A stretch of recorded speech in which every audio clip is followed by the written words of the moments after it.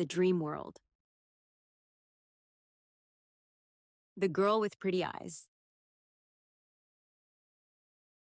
The backyard at my mom's house was much bigger than I had ever remembered. It stretched farther than it should have, almost as if the world itself had expanded overnight. In the distance stood two shed houses. One was large, almost like a gathering place where everyone naturally gravitated, filled with laughter and celebration. The other was much smaller, cozy, and quiet, standing off to the side as though it were hiding a secret. 4 of us stood outside, dressed in our best. We looked beautiful, waiting patiently as if we all understood why we had been brought there. Among us was Jennifer. She sat beside Ray, the boy who liked her in real life. Even though they were together, she was still waiting, just like the rest of us, to see if she would be the one he chose. Ray leaned closer to her. "You should go ask him if he can hurry up and choose," he said. Not far away stood John in the doorway of the little shed. Unlike everyone else, I wasn't standing out in the open.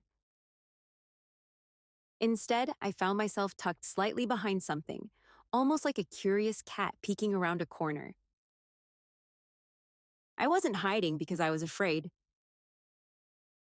I simply wanted to watch.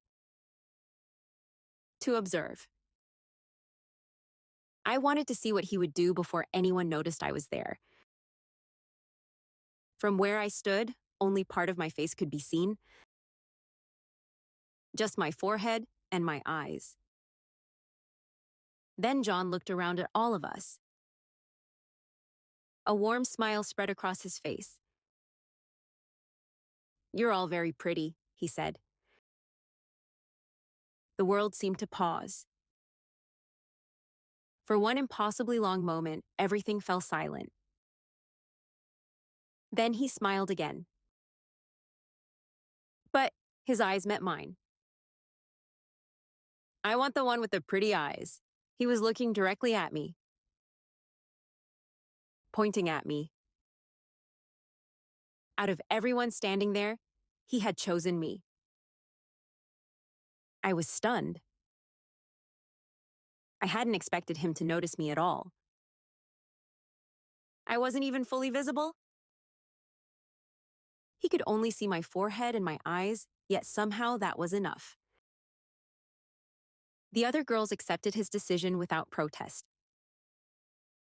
One by one, they turned and continued on with their day, as though this had always been the ending they expected. I walked over to him.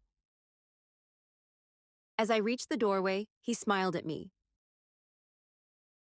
"I've been waiting for you." Then he stepped aside. From the outside, his house looked surprisingly small.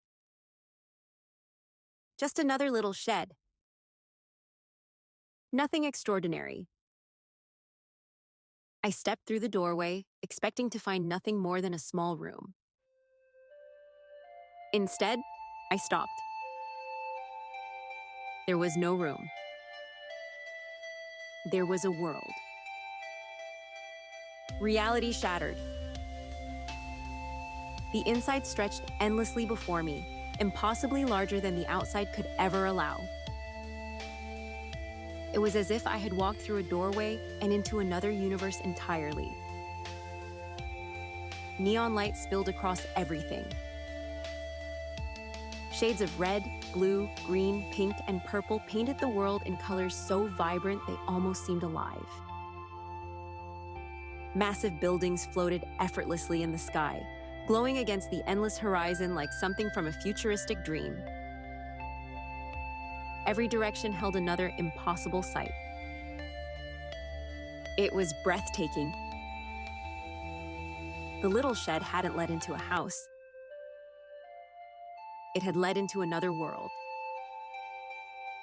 The air itself felt different. It felt free. Everything smelled impossibly pure, untouched by anything from the outside world. There was no music, only a soft white noise that somehow made the silence feel alive. I couldn't stop smiling. Pure happiness washed over me as I looked around, overwhelmed by the beauty surrounding us.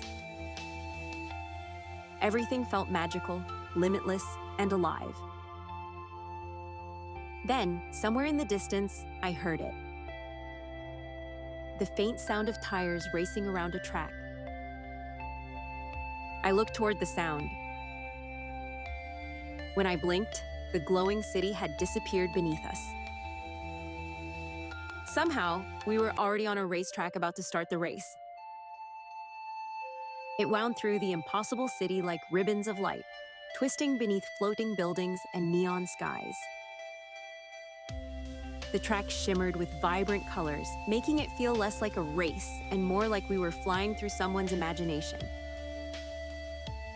We raced together through the impossible world, laughing as if we'd known each other forever. Time no longer existed. Nothing outside that place mattered. Then we kissed.